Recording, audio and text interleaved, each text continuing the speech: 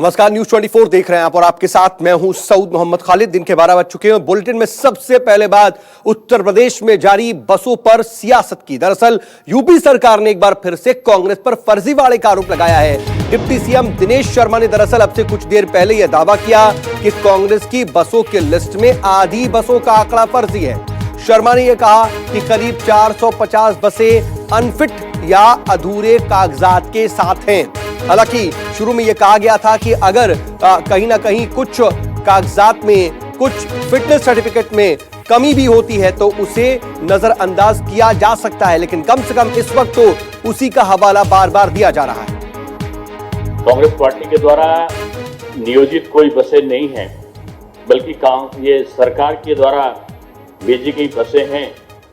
जब इन बसों का दी गई सूची का विश्लेषण किया गया तो पाया यह गया कि इन बसों में 460 वाहन यानी करीब आधी बसें फर्जी निकली। आपदा के वक्त इस प्रकार का घिनौना मजाक शायद इससे पहले कोई राजनीतिक दल, इतना बड़ा राजनीतिक दल ने कभी नहीं किया होगा। कांग्रेस पार्टी के महासचिव जी ने एक सूची मांगी, सूची प्रस्तुत करी और सूची प्रस्तुत करने के बाद ये कहा, जब उनसे कहा गया कि लखनऊ में आप बसों को उपलब्ध करा दीजिए अगर आप भेजने चाहते हैं तो उन्होंने बसों को उपलब्ध कराने के जगह पर ये लिखा कि हम नोएडा और गाजियाबाद में हमारी बसें उपलब्ध हैं। जब उनसे एक समय दिया गया कि गाजियाबाद और नोएडा में आप बसों को उपलब्ध करा दें तो उनके द्वारा ये जवाब मिला कि राजस्थान के बॉर्डर पर हमारी बसें हैं। और जब देखा गया तो पता चला कि ये बसें राजस्थान सरकार की बसें हैं।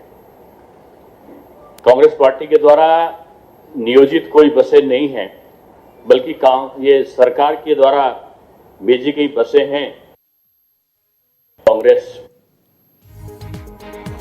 और इस वक्त मेरे साथ बीजेपी के national spokesperson Gopal Krishna Agrawal sahab phone line के जरिए जुड़ चुके हैं, तो वहीं हमारे पॉलिटिकल एडिटर रमन कुमार भी मेरे साथ इस वक्त न्यूज रूम से लाइव हैं। गोपाल जी, मैं आपके पास आना चाह रहा हूं कि आखिर दिक्कतें क्यों इतनी ज्यादा हैं, क्यों नहीं सुलझाने पर काम हो रहा है? ऐसा क्यों लग रहा है कि चीजें उलझती जा रही हैं, उलझाने पर ज्यादा काम हो रहा है? दोनों ही तरफ से मैं कह रहा हूं ये बात।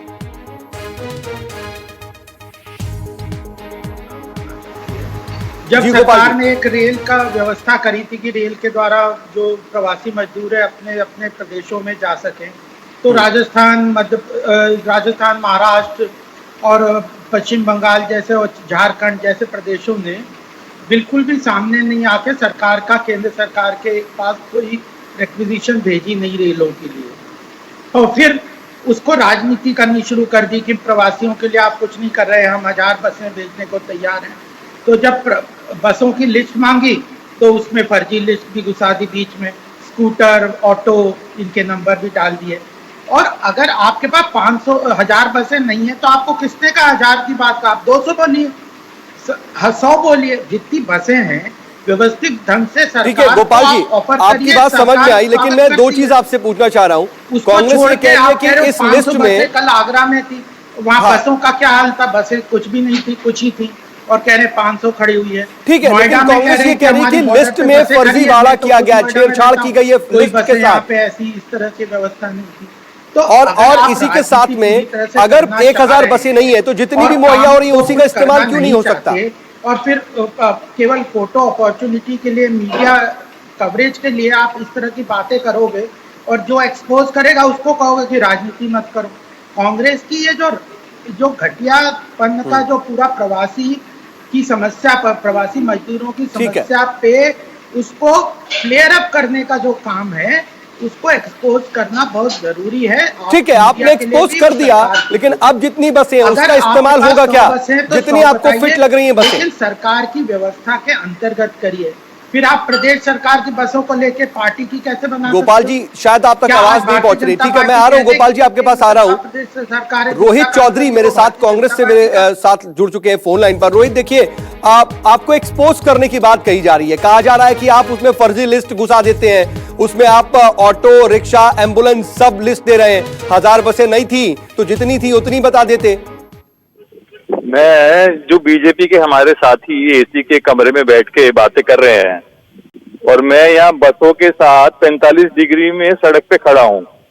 मैं अपने इस एसी कमरे में जो बीजेपी का साथी बैठा है इसको इनविटेशन देता हूँ कि दिल्ली से जो जहाँ भी बैठा है अग्रवाल साहब है वो अपनी गाड़ी उठाएं, मेरे पास, मैं यहाँ यूपी बॉर्डर पे बैठा हूँ, आ जाएं, मैं इनको ही पूरी बसें दिखा दूंगा, पूरे कागज दिखा दूंगा। कल जब हमारे उत्तर प्रदेश के प्रदेश अध्यक्ष अजय कुमार लल्लू जी ने बसों के साथ एंट्री करने की कोशिश करी तो प्रशासन का जवाब है, हमारे पास वीडियो है कि भैया हम यहाँ पे नहीं घुसने देंगे। प्रशासन क्या कह रहा है, कितनी बसें हैं आपके पास? क्योंकि गोपाल जी कह रहे हैं कि 1000 बसें तो है ही नहीं आपके पास, आप लिस्ट फर्जी दे रहे हैं। बताओ ना कितने बजे आप मैदान में 24 के आ जाए, मैं भी अभी आधे घंटे में पहुंच जाऊंगा नोएडा के बॉर्डर पे। दिखाइए कहाँ बसें, न्यूज 24 को भी रिपोर्टर को बुला लीजिए। मैं इस समय आगरा और राजस्थान के बॉर्डर पे खड़ा हूँ, लोकेशन पे। आपका कोई सिंगर हो उसको भेज दीजिए, मैं दिखा दूंगा। आप बता दीजिए ना, बाकी वस्तुस्थिति बता दीजिए रोहित जी जल्दी। राजस्थान सरकार की ऑन रिकॉर्ड मैं बार बार कह रहा हूँ, राजस्थान सरकार की सिंगल बस इसमें नहीं है, सारी बसेज यहाँ पे प्राइवेट बसेज हैं। कितनी बसें हैं? अरे आ जाओ ना, दिखाता हूँ ना मैं आपको, वहीं कमरे में, इसी कमरे में बैठ के पूछोगे कितनी बसें हैं। ठीक है रोहित जी, सरकार का जो आरटीओ है, आप वहां पर हैं, वहां दावा कर रहे हैं, वहां पर क्या स्थिति है आप जरा उससे निपटिए। बहुत शुक्रिया हमारे साथ जुड़ने के लिए रोहित जी आपका। ये कांग्रेस के सचिव रोहित चौधरी थे जो कि वहां बता रहे हैं कि आगरा बॉर्डर पर मौजूद हैं। लेकिन गोपाल जी मैं आपके पास आऊं उससे पहले बता दूं कि अमरनाथ अग्रवाल साहब जो कांग्रेस के नेता है वो मेरे साथ जुड़ गए हैं। अमरनाथ जी जल्दी से आपका भी रिएक्शन ले लेते हैं, क्योंकि रोहित जी ये कह रहे हैं कि वहां पर बसें लेकर के वो बैठे हुए हैं, लेकिन गोपाल कृष्ण अग्रवाल साहब कह रहे हैं कि आपके पास लिस्ट नहीं, आप फर्जी लिस्ट देते हैं, आपके पास पूरी बसें नहीं है। आपको क्या दिक्कत है? अगर आपको मदद करनी थी तो सीधे करते, उसको सोशल मीडिया प्लेटफॉर्म पर हवा देने की कोशिश क्यों की गई ऐसे? देखिए, आप ये बहुत ही बीजेपी ओछी राजनीति कर रही है, इसको प्रदेश की जनता देख रही है और विशेषकर ये माइग्रेट मजदूर देख रहे हैं।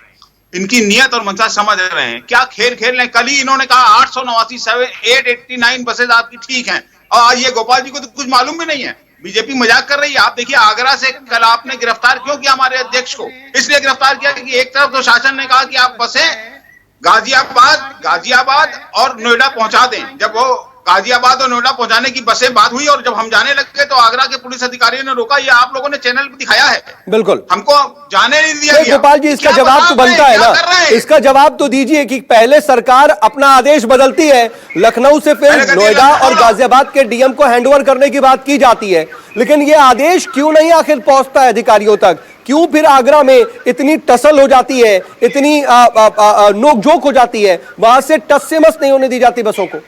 नहीं, देखिए, ये जबरदस्ती बसों को कहीं भी प्रदेश में घुसाने के प्रयास करेंगे ये तो क्या बात कर रहे हैं आप? लॉकडाउन गोपाल जी, सरकार का ही तो आदेश था ना कि अगर नोएडा और गाजियाबाद के डीएम को हैंडओवर कीजिए बसें। प्रशासन, अगर ये आदेश नहीं था तो आप ये बताइए, नहीं था क्या ऐसा आदेश गोपाल जी?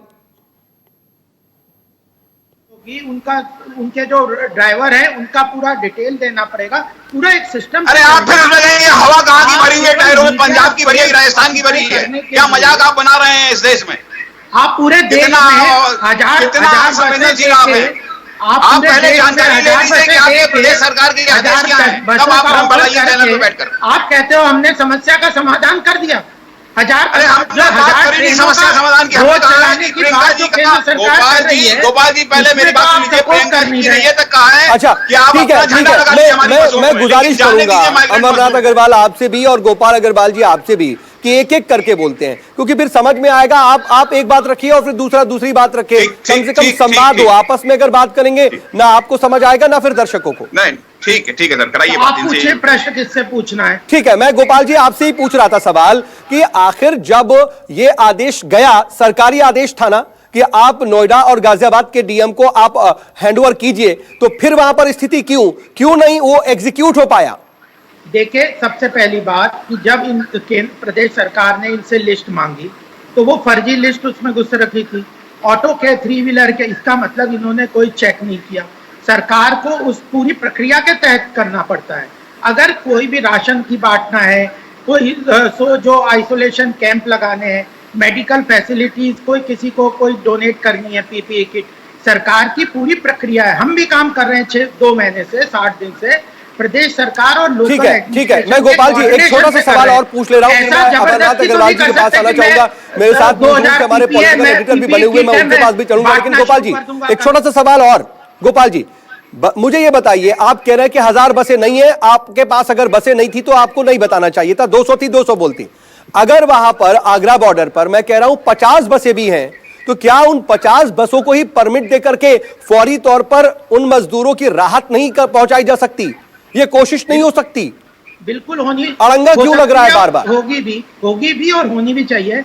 लेकिन कोई अगर कांग्रेस कहे कि हम ही इन बसों को ऑपरेट करने लग जाए, प्रदेश सरकार कहाँ कह रहे हैं सर, आप क्या बात कर रहे हैं? क्यों नई नई बातें कर रहे हैं आप? तो क्यों, जब आप